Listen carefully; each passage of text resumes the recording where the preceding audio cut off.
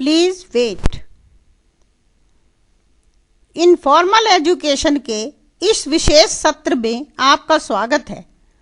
इस सत्र में हम संसार और मनुष्य के संबंध में विचार करेंगे।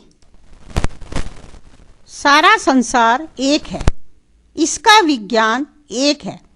इस संसार में सदा बदलाव होता रहता है, परंतु बदलाव के नियम सदा से एक हैं, वह नहीं बदलते। इस आधार पर संसार अविनाशी कहा जाता है। उसका नाश करने में कोई सक्षम नहीं है। मनुष्य जन्म पर संसार के बारे पूर्णतया अज्ञानी होता है। इसी दशा को जीव की संज्ञा दी गई है। आयु और अनुभव के आधार पर ज्ञान धीरे धीरे बढ़ता है। कुछ याद रहता है, कुछ भूल जाता है।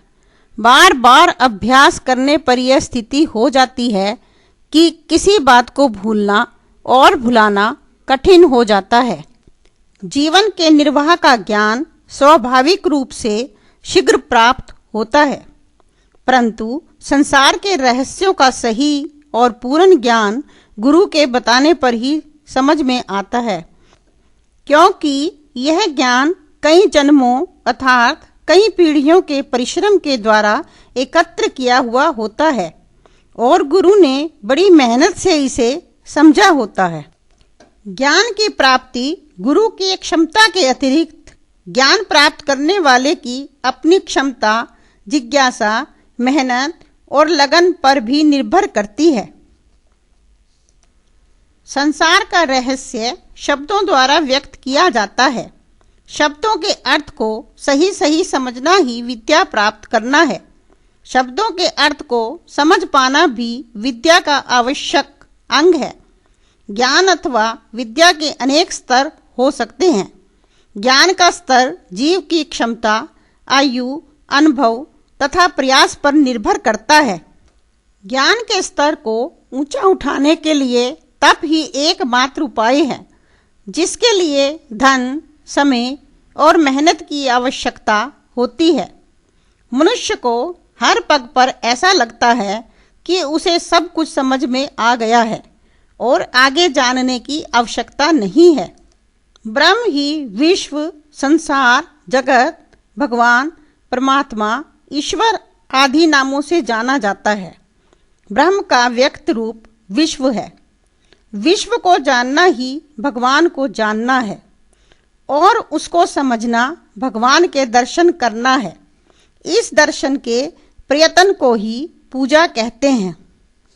जगत के कई कारण हो सकते हैं जो सभी बड़े जरूरी समझे जाते हैं। उपादान कारण, निमित्त कारण, जिसमें नियम और कारण शामिल हैं। संसार में जीवन का निर्वाह सबसे अधिक आवश्यक है, परंतु यह जीवन का लक्ष्य नहीं हो सकता। यह तो लक्ष्य को प्राप्त करने का साधन मात्र है। मनुष्य के जीवन का लक्ष्य इस संसार में दुखों से छुटकारा पाना और दूसरों को छुटकारा दिलाना ही हो सकता है। दुखों में बीमारियां, कठिनाइयां और परेशानियां सभी शामिल हैं। कुछ लोग दुखी लोगों की सहायता को ही उत्तम मानते हैं और कुछ केवल इनसे छुटकारा दिलाने वाले ज्ञान को प्राप्त कराना ही उत्तम मानते हैं।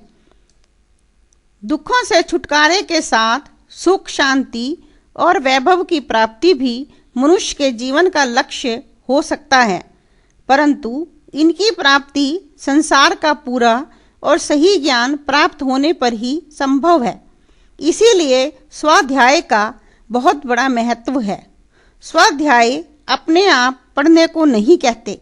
स्वाध्याय संसार के नियमों को नियमित रूप से मेहनत करके गुरु से सही सही जानने का नाम है। सुख, शांति और समृद्धि की प्राप्ति अपने लिए, किसी विशेष वर्ग के लिए अथवा सभी के लिए हो सकती है। जितना बड़ा जिसका दायरा होता है, उसके ज्ञान का स्तर उतना ही ऊंचा माना जाता है। ये सभी बातें संक्षेप में जानकारी के लिए कही गई हैं। इन्हें विस्तार से समझना आवश्यक है।